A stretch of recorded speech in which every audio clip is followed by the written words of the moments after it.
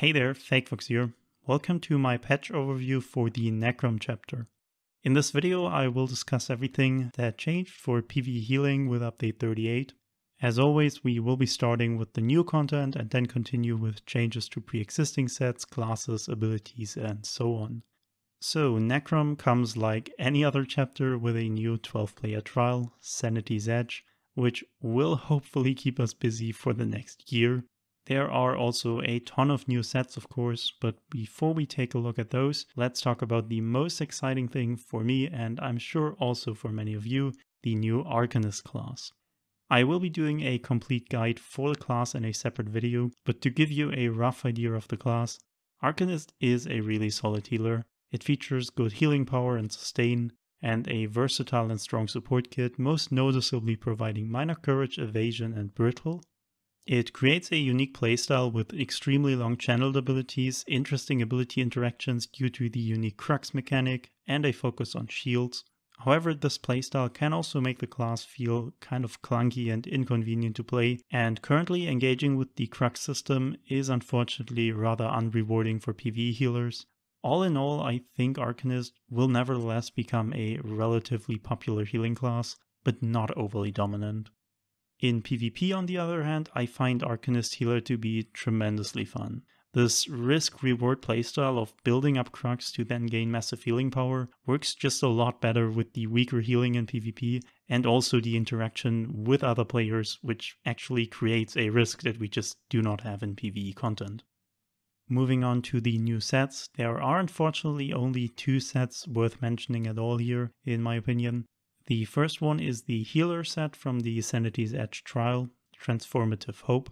Healing someone under 50% health activates a 3-second timer, and if they reach 90% health within those 3 seconds, they, as well as the wearer of Transformative Hope, get 15 seconds of major heroism, with a 20-second cooldown.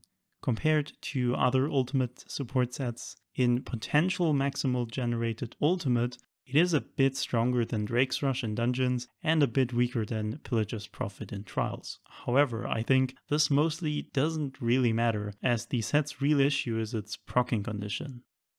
Can you think of content where your entire group reliably drops below half health and instantly is healed up again every 20 seconds?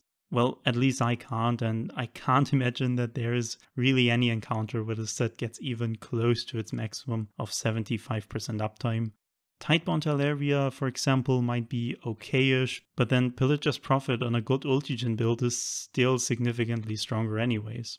So I personally see nothing where this set is really top tier, but it might be at least okay for some situations.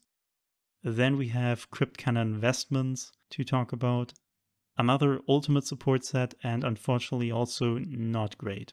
This mythic item gives you permanent minor heroism and replaces your ultimate with an ability that shares your current ultimate points in equal amounts to your group members.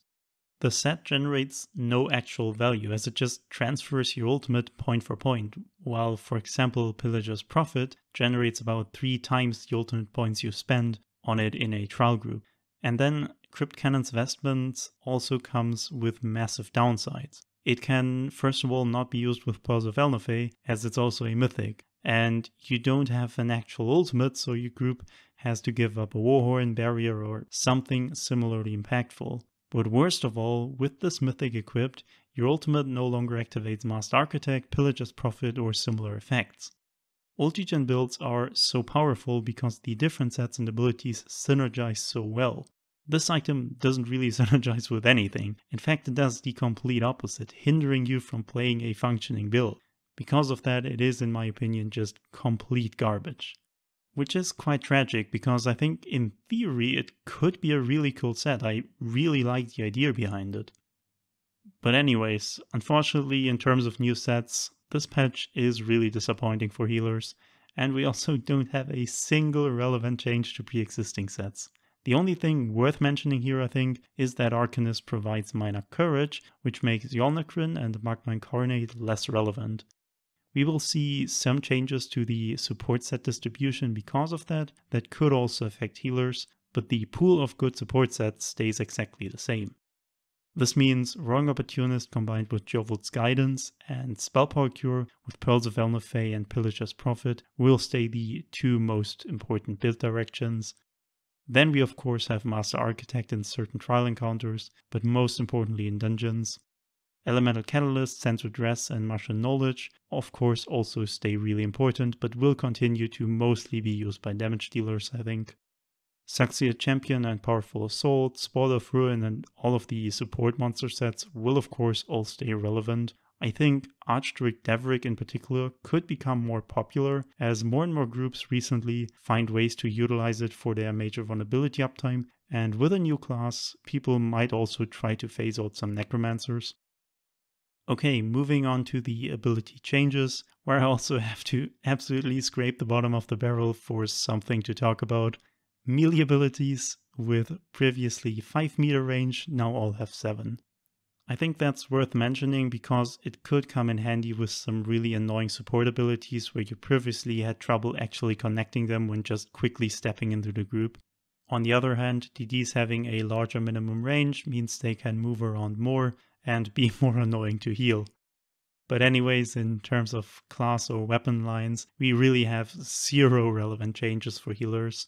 In logical consequence, the introduction of Arcanist is really the big factor for group composition changes, so here is my take on it. I think in Trials we will see Warden and Nightblade as well as Warden and Arcanist as the two popular healer combinations. In my opinion, Warden and Arcanist can have the highest group DPS potential, however I still see Warden and Nightblade as the better combination overall. I think there is no doubt that most groups want to have an Arcanist primarily for the mana courage. Everything else is more of a nice bonus but not that important. This Arcanist can really be any role. It doesn't have to be a healer. All that is really gained by this Arcanist being a healer is consistency and whatever small amount of DPS the Arcanist is behind the strongest DPS class, so mostly Dragon Knight at the moment. However, what you lose by giving up the Nightblade healer is some amount of ulti gen and thereby a very small amount of support setup times, high group mobility from the permanent major expedition, reliable AoE minor vulnerability, but most importantly minor and major cowardice, which is in many encounters a massive damage mitigation. So I think despite being stronger on paper for the majority of groups, Arcanist will perform worse than Nightblade as a healer, and how popular it will become as a healer hinges more than anything on its tank and damage dealer performance.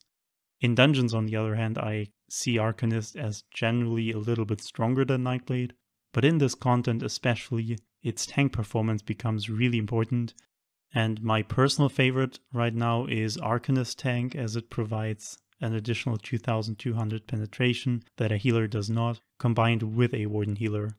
I think this combination reaches the highest total of support power, and at least for me, Warden also is still unmatched in terms of healing strength and reliability. And with that, we are done with this rather short patch overview. I hope you found it nevertheless informative or at least entertaining.